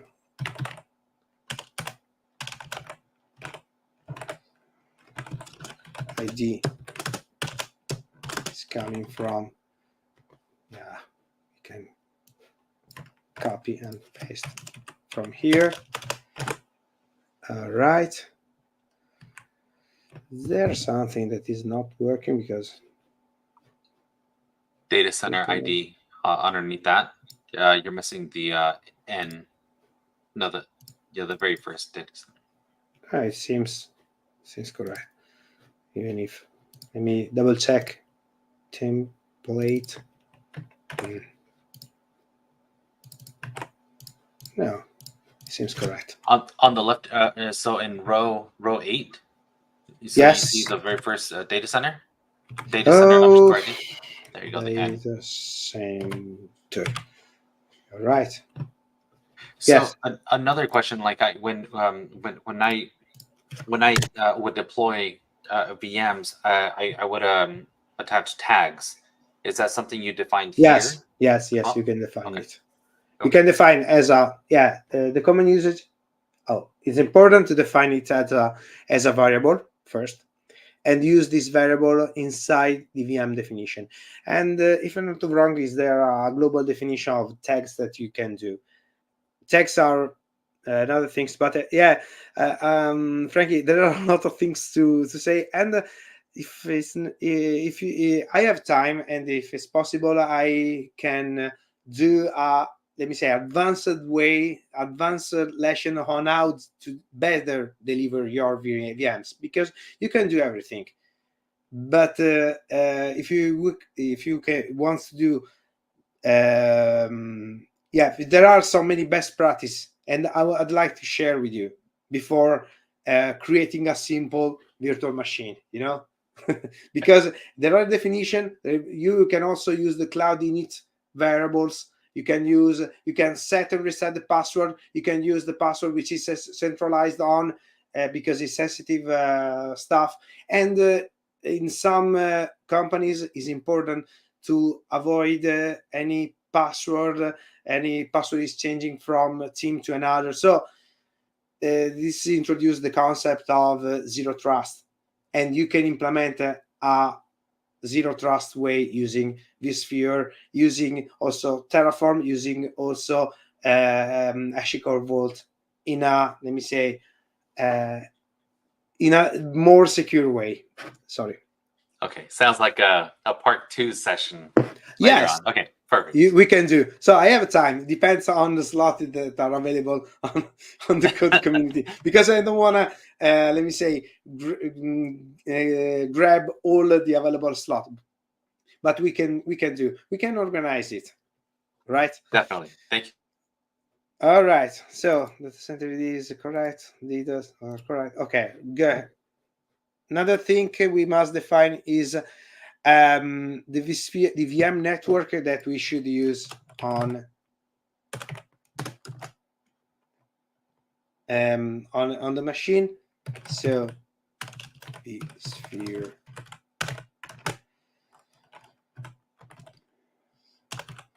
So it seems that our auto completion is lacking something, or I did a mistake, but VM net.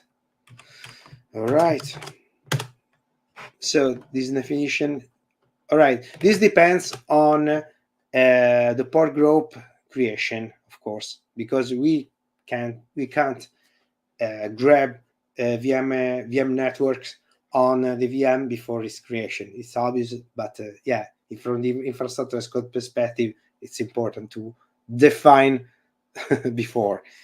So we can use distributed port group management, which is the first dependencies element. Then we define a name, and here we can use again what we have defined on the variable for the cluster definition, or we can redefine this variable according on the run of this infrastructure as code only for another team. So if you are using another workspace, don't forget to change this variable accordingly with the new workspace. Again, data center ID, which is mandatory for everything here. All right. So after this definition, it's time to create our virtual machine. And we are calling it VM1. Just a note, if you want to create multiple virtual machines, you can do using counting, for example, and you can create more than one virtual machine. So here you have a power tool for you to create multiple virtual machines in the same resources. But yeah, for this example, this is an advanced use, and I'd like to show you on our hope next appointment. So VM name here. All right.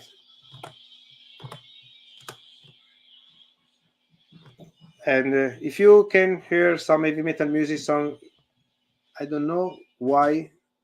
Yeah, probably is Feels very the light. oh yeah, You're but fine. it's the yeah. I don't know if you can hear the music because it's the ringtone of my daughter phone. Oh, Unfortunately. nice. Nice. Perfect. All right. There is another trick because we have to use a resource pool because every virtual machine should be placed in a resource pool, and we can use, for example, the main resource pool that is available directly on the cluster definition. So we define the cluster, and the cluster has a default pool definition, or you can use your custom pool. Then again, the data center ID we are using, so simply copy and paste this. All right. And now it's time to define our VMs, and we define a number of CPUs, for example, memory in megabyte.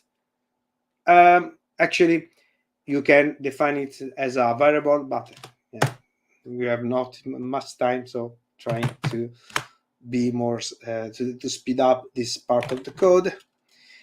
So guest ID is coming from the template. We have already defined our vSphere. Where is it?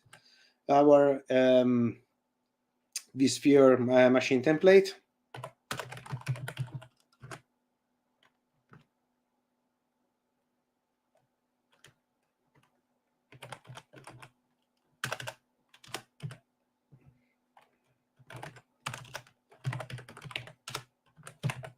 ID. Sorry, guest ID. It is coming from virtual machine template. Is it correct? It seems that here we got an error. Is it true? I don't know which kind of error.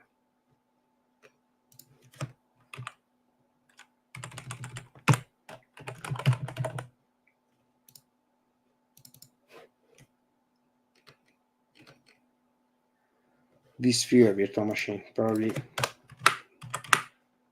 Here we go. Now green light everywhere. All right. And guest ID is correct. Then SCSI type for our disk that is coming from the template itself. Now, SCSI type. Here we go. And network interface. So network IDs that is coming from data vSphere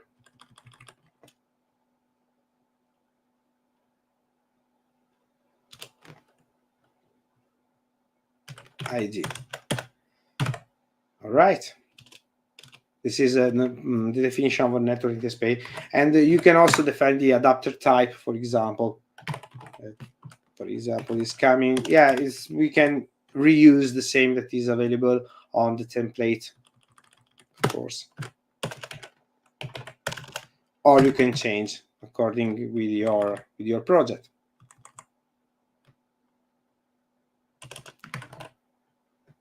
Network.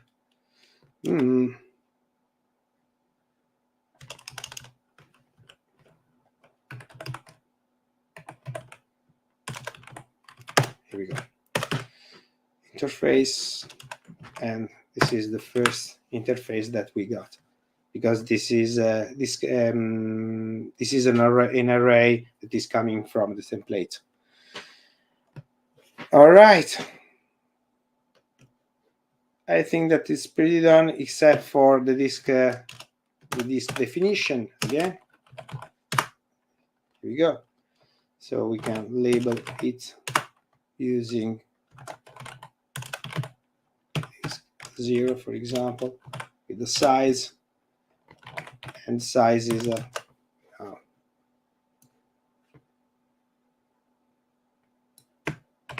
just let me copy and paste.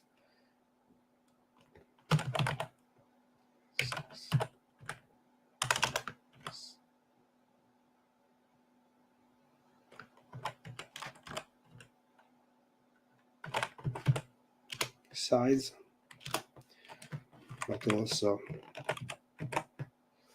definition for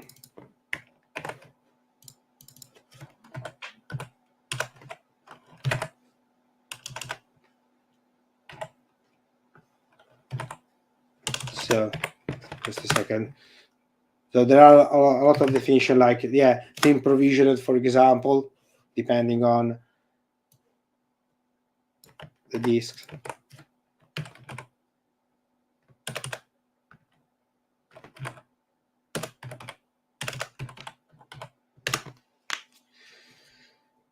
All right.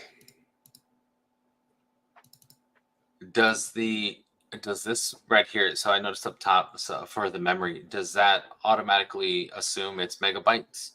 Yes, it's megabyte. Okay. It's megabyte, and these are vCPUs directly. I don't remember if we can define also vCores here. Don't remember, but this depends on the definition. We will check on the official documentation. Right, then we have a cloning. We are cloning using the template UID, and we are simply using ID. Here we go. All right.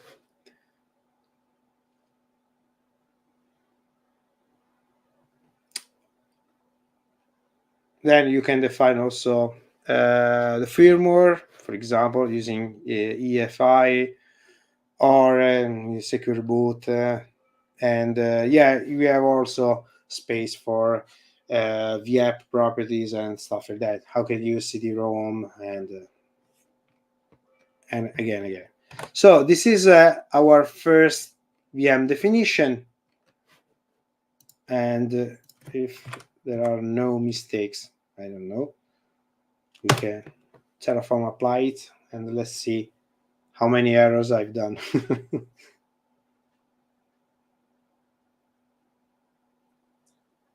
I just want to answer Daniel's question real quick. So for this one, I could take this one. Yeah, so there's on YouTube, there's a VMware code channel where the session and other sessions like this will be available. So so definitely check it out. And I put the link in the comments over there. Okay. Oh man, adapter type. Network interface type. Yes, this is probably has no argument. Why do you say that? Because network interface types, because it's a multiple type. Here we go. Let's see. Okay, it's correct. Yes. So this is let me say a redefinition of the adapter type that we can use on network interface. Okay, one thing I have to say, you are creating the VMs, then it's important, but this is an advanced, let me say, usage of VMs, so we don't have enough time to demonstrate it. But it's important to know that after we are launching the creation, before the VM is available for the next step, like configure the VM with your packages, with your application, with all you need for the application, and for the VM, the purpose of the VM. Why do you say that? Data center ID is not set when you do. Oh, there's a mistake here. Yes, because data center ID is set only when you deploy from OVF. So my bad, because the template is still a VM. Let me change it as a convert as a template. Yes. All right. So this is two kind of errors.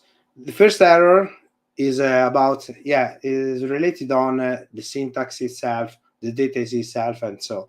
Then there is also a runtime error that it depends on the infrastructure. For example, you can do it, but you have enough resources to do.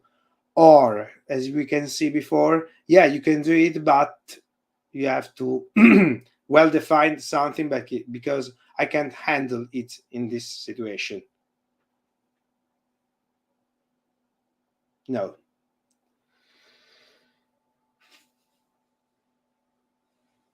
Operation failed again. I don't know where exactly is the problem, actually. So let me comment this one. Yeah, probably it's something. Maybe like maybe it doesn't need it because it's assuming. Yeah, it's because assuming you're that already in there. Yeah, because there is we are using the resource pool ID, and for this reason probably it doesn't need.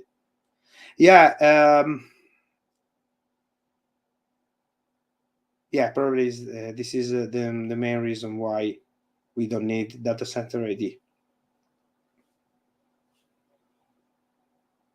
Let's check.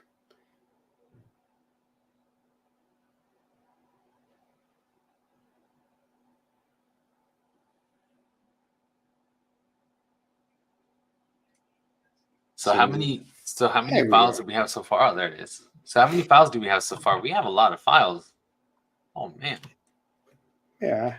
But I like how you do separate the variables, right? Yeah, just to keep everything clean and it just makes sense. So no, this is beautiful. It's good advice. Yeah, keep in mind that you can use a single file, but it could be a mess because you have to drive crazy to doing. So there are also people that are separating the variables from the data from the resources itself, but I don't know if exactly is the way. Probably from my mindset, it's better to define better the workflow. So use it as your workflow told you, which is the best way to do it. So we are creating a data center, then we are creating a cluster. So the data that is already deleted. Why? Disk 0. Man, 1 second more. My apologies, but let me convert again as a virtual machine. I don't know. Right. Finish. Let me relaunch again. That this is probably because he's not grabbing the correct data store. Okay.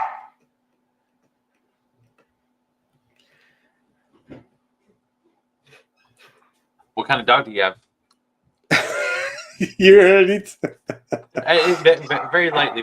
We have a big old dog here. What kind of dog do you have? Mine is a multiple. Is a let me say a mixed from Maltese and also poodle. So definitely he's a noisy guy. He's a noisy dog. But now he's barking because my wife is coming. The boss is home. Yeah. Yeah. Again, let's try again. Let's cross the finger. Do some stuff.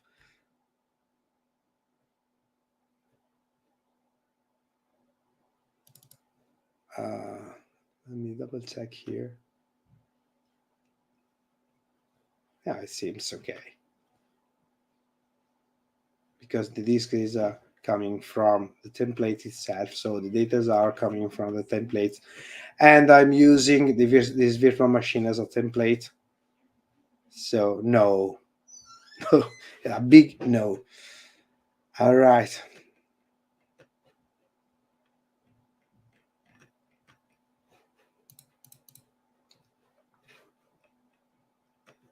Ah, man, the last failure.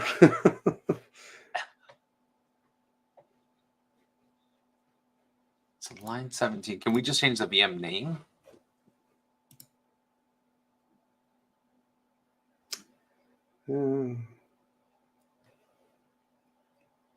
No, this is related on. It seems that an object has been deleted or not completely created, and this is related on disk here.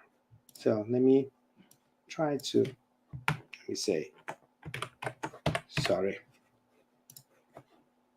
Let me comment, because this is a definition, but we can use the default because we are cloning from one VM. So life problem happens. This is great. I don't know how many times I use and reuse the same lab for some, let me say, some demonstration, and so let me say an active lab. This is the reason why I told you, well, yes, everything is ready, we can do it. But no. Ah, man, sorry. So let me.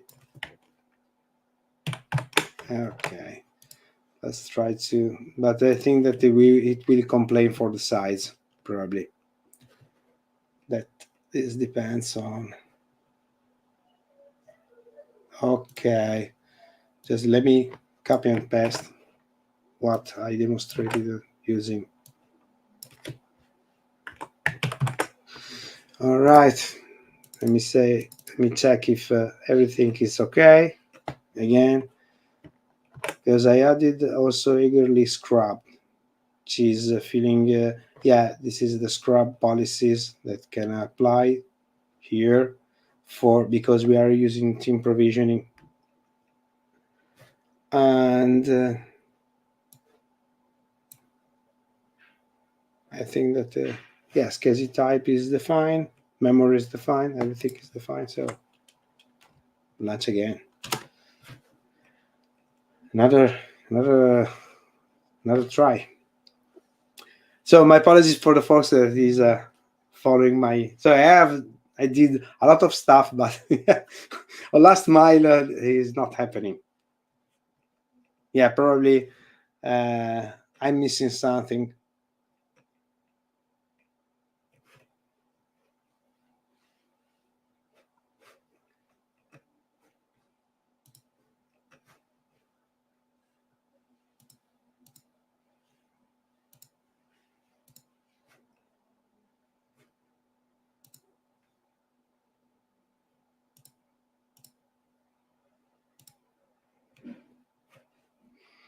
Okay, let's do it.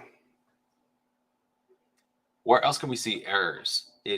So we see them here. We see that one, the main error. And then can we see them over in the GUI or somewhere else that can help us dive into it? What? Do you want to see the guy? No. So where else can we see errors that can maybe help us figure out exactly what's going on? Sorry, I didn't get. Sorry, Frankie, because I was double checking things that are running. No, it's not. So there is a problem declaring my disk 0. I don't know why.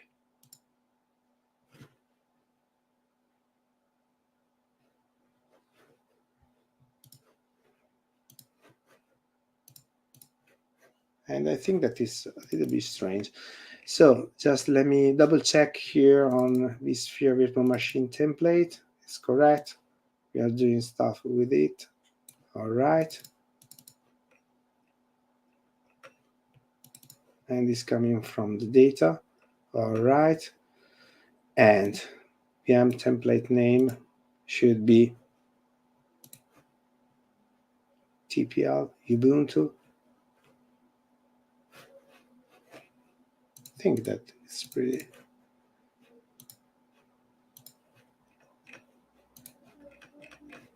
All right.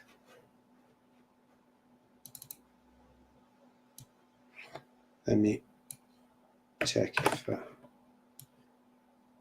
I wrote something different. No. Oh man, yeah, must name. We are calling it Ubuntu. We can define it as a with another name, but it doesn't necessarily. It's not necessary. So data store is correct because I used the capital D, and so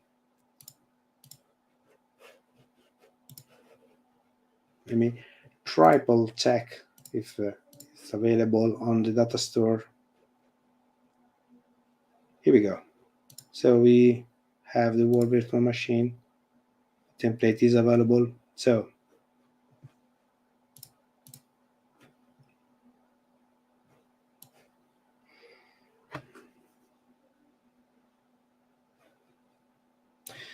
R is not completely created. So this comes from data. We are missing something probably.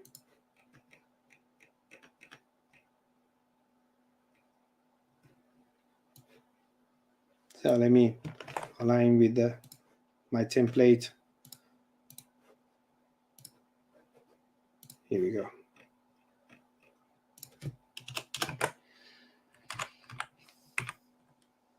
You can enable the VMware, but yeah.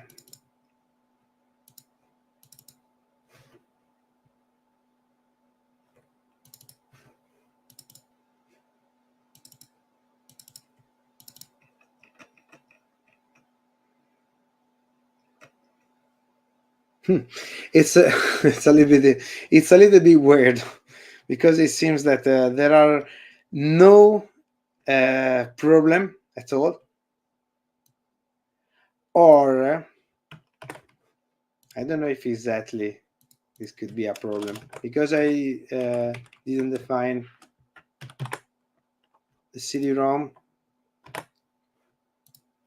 I didn't know if exactly this could be a problem, but let's try again.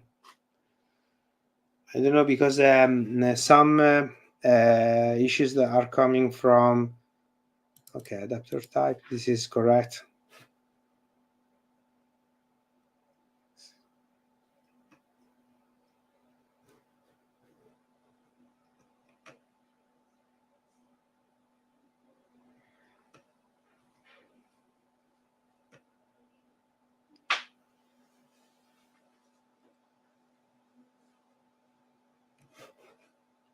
Okay, let's try again.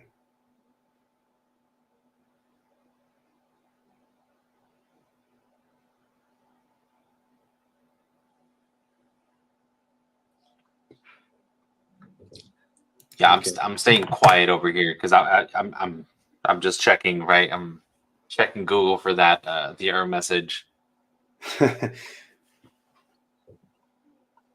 So I don't know why.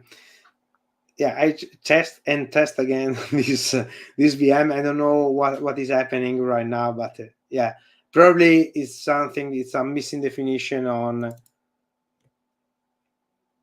somewhere, but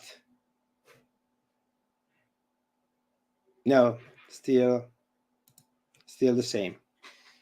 Oh, right. Or this happens because he's not able to get correctly data from on the template, but it seems a little bit weird because we have a VM name, the data store name, so everything it seems correct. Just a second, I have to. So this is the list of the resources that are created by the Terraform. And we will see SXIOs, distributed switch, compute cluster, virtual machine template. I don't know if it's something related on this, but let me remove this data definition. Okay, this is an advanced feature that you can manually remove. So before doing this, pay attention to what we are doing, right? Because this is a destructive operation, and this is you can do this only when you are in there is something that is not well defined, and I can use it with this. No.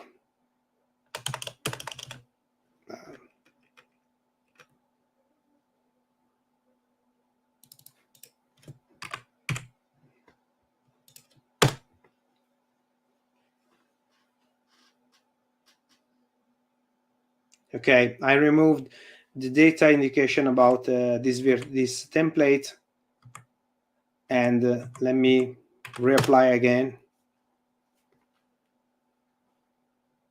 because some issues are coming from a wrong a wrong piece of data that are coming from the data itself, and sometimes it happens.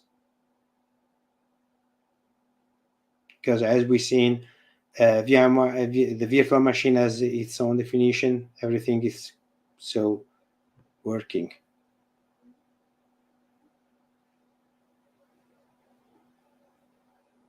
Could work better.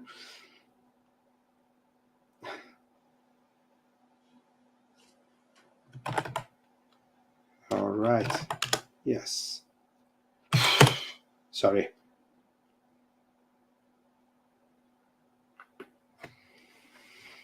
Do you watch any sports? Sometimes football, but which is soccer. From American people is soccer, but yeah, for European, still football. It's still football. This is like this is kind of like your team, right? Your team at the very end. You're in extra time, and your forward just got fouled in the box, so they're about to take the PK, and they're just waiting for the commercial to end. So yeah, so you can see if you won or not. Yeah, we're right at the end.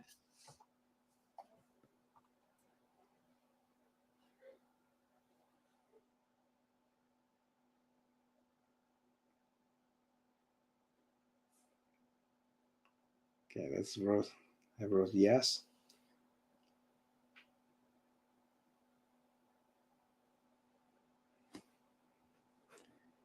But no signals are coming from the cloud. We'll still establish the connection. Oh no. Still no luck. Sorry. Right. I don't know exactly what is happening. And I don't know why the data center definition could be impacted on this one. So in my previous test, I was completely delivering VMs without let me say any problem in this on this part, and VM networking is still defined. I don't know if it's something that is related on my lab, so something is not working on my lab, or because I don't know how many times I delivered VMs. So it's a really boring thing, you know. What version of Terraform are you running?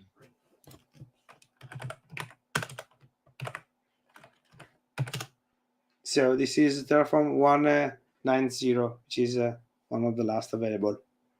But yeah, oh man, my Terraform is out of date. Okay, good.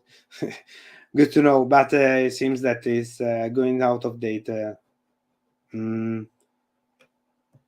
Not so many days ago, because it seems that another version is coming out during these weeks. Provider is correct, vSphere is correct, so everything seems correct. VM name is correct, data center ID is correct. So the only thing that I commented is the data center ID. Let's try again. Replying using the data center ID. But according with the last error, it seems that the data center ID is not it's not used it for, it's not a definition that it should be used in this case. But this seems a little bit strange. And it's another thing that it's really strange is why the template.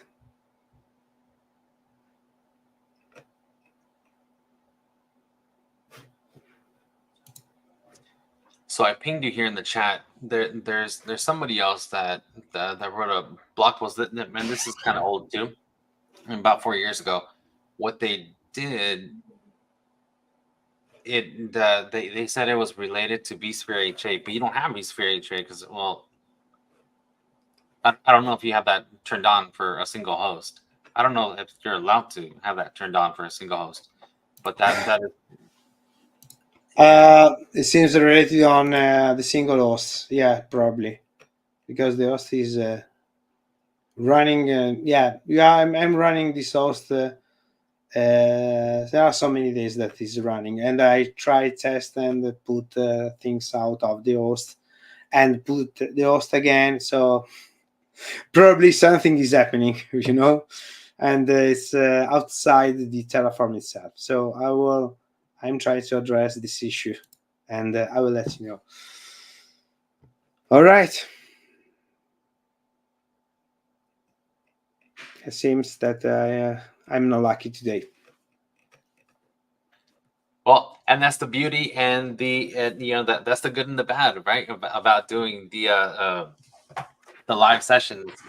But yes. You know what? I think with everything that right, I think this is still extremely valuable, right? And how you said we will have a part 2 where we can get this going and also dive a little bit deeper, right? In the tags are just a little bit more like like the level 200, and this is a level 100. Although this is pretty deep for me, but still, this is an entry. So the goal for today was let's create from scratch a data center, and we are using an SXI host. Put the SXI host in it, and then you are define the baseline for your application.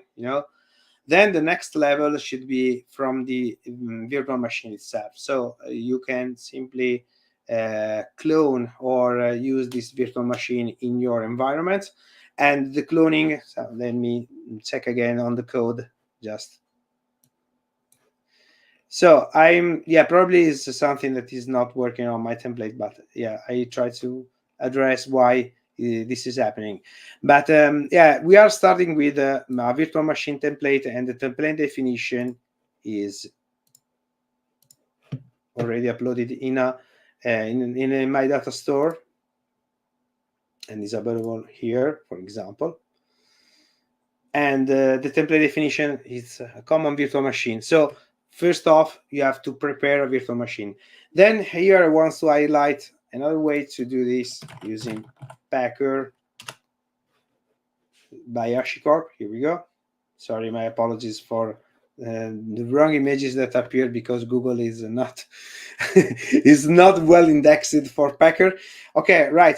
And Packer is another HashiCorp tool, useful tool to code your image. So first off, doing Packer is building an image. An image contain the main things that you need for your virtual machine. That the packer will be uploaded into the vCenter, and once the packer is available, once the vCenter is once the virtual machine is available here, you have to clone it, and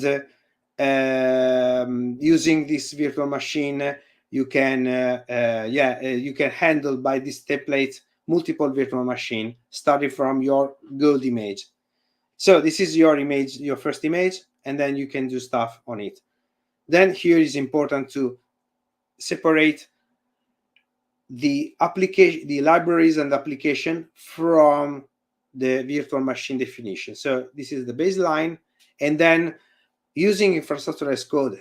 For example, you can still use Terraform, but the best way here is to use Ansible or more advanced configuration tool, because Terraform is well used for infrastructure definition, connection, using cloud elements, and so. But if you want to dive into a configuration management for the virtual machine itself, I highly suggest to use Ansible. So, for instance, my virtual machine, this is my behind the scene of my usage virtual machine. This is which I call a basic lab setup, and every definition is available here. For example, I installed Terraform based on an Ansible script, and also I can use Minikube, use HA proxy. I will talk deeply about it on my session in Barcelona, of course. So unfortunately, I can't make in Vegas, and Barcelona happens after Vegas, unfortunately. But definitely there is something that you can use right now on my GitHub repo. So this definition, my lab, is available here, which is called basic lab setup. And you can use Vagrant. So you have to install Vagrant, and here there are some instructions how to deal with Vagrant.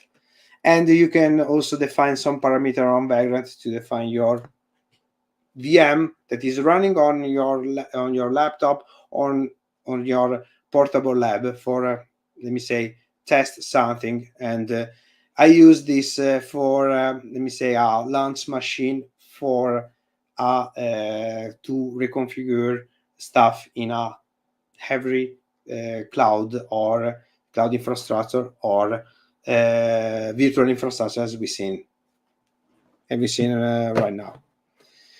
Excellent. All right. Lino, let's wrap this up. I have a meeting coming up. I know, and too, right? Yeah, I know that your lady got home a couple, maybe 30 minutes ago now.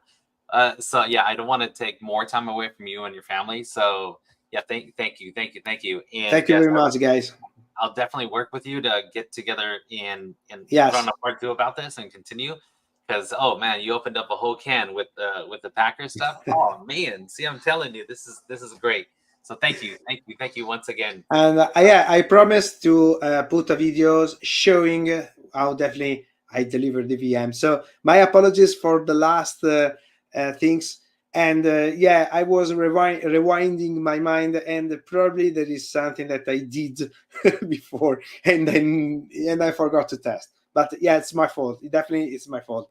I promise that things is running, and I will demonstrate it in a video. Sorry for that. Excellent. Yeah, and I'll put a link over to the GitHub where people can get this, right? And over in LinkedIn and over in the description on YouTube. So thank you very much for your time. Okay, thank you, guys. All right, thank you, everyone. Take care. Thank you very much. And